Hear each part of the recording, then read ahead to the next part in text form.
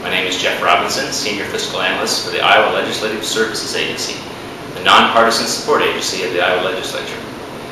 This video presentation presents information covering the month of May 2010 and the first 11 months of cash fiscal year 2010. For the month of May, Iowa net general fund revenue was $62 million below May of 2009, reversing 2 months of net revenue growth. On a percent basis, the month's decrease was 8.8%. Gross receipts for the month were down 5.4%, while regular tax refunds increased 30.2%. May 2010 school infrastructure refunds were equal to the May 2009 level. While the drop in net revenue was large this month, it was expected. Most of the significant negative influences are the result of processing tax year 2009 income tax returns. Those revenue items that represent more recent economic activity, namely income tax withholding payments and sales and use tax receipts, were nicely positive for the month, offering further encouraging evidence that the economic trough is behind us.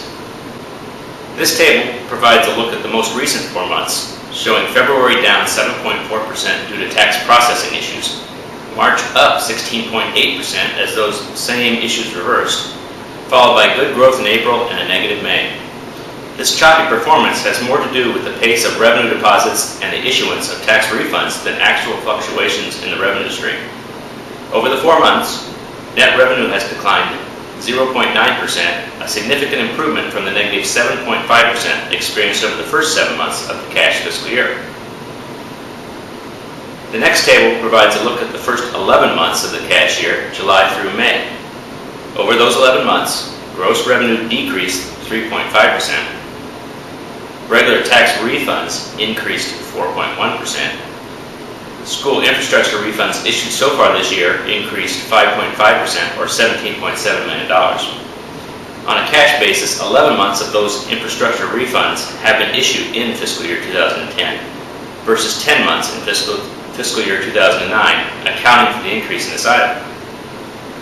The combination of gross revenue, regular tax refunds, and school infrastructure refunds produces a net revenue growth rate for the first 11 months of negative 5.2%, or in dollar terms, negative $273.7 million.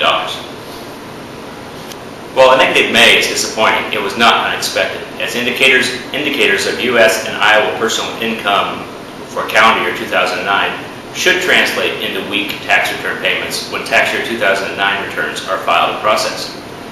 Whether we see positive growth in June and during the fiscal year hold open period will depend significantly on how far along the Department of Revenue currently is with processing of tax year 2009 personal income tax returns.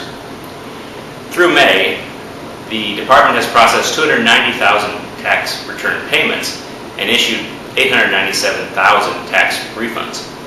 The refund number is up 9,000 from last year, and the return payment number is down 39,000. Tax return processing should be substantially complete for timely filed returns by the end of June. The March 2010 Revenue Estimating Conference, or REC, set the expected growth rate for net general fund revenue, excluding transfers, at negative 8.7%, making the net cash growth rate for the year currently 3.5 percentage points ahead of the REC estimate. For this month's video memo, let's take a more long-term look at Iowa's general fund revenue. This chart provides the path of gross revenue collections since June of 2000, presented as a 12-month moving total. The left side of the chart highlights the 3.5 years of flat revenue brought on by the recession of the early 2000s, followed by 5 years of good growth until gross revenue peaked in April 2009. The most recent 3 months provide a significant departure from the trend since that peak.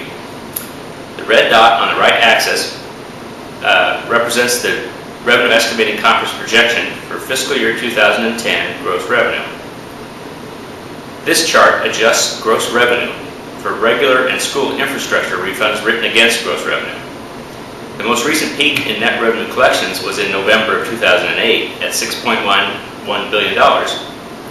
Should February 2010 prove to be the trough, the total drop in net revenue peak to trough will be 10.7%. This graph also emphasizes the fact that the net revenue drop for the early 2000s recession pales in comparison to the drop associated with the most recent recession. This final graph zeroes in on the most recent 3 months of net revenue. With 1 month in this fiscal year remaining, along with the adjustments made during the hold open period that lasts through September, it does not appear possible that net revenue will end up at or below the amount projected.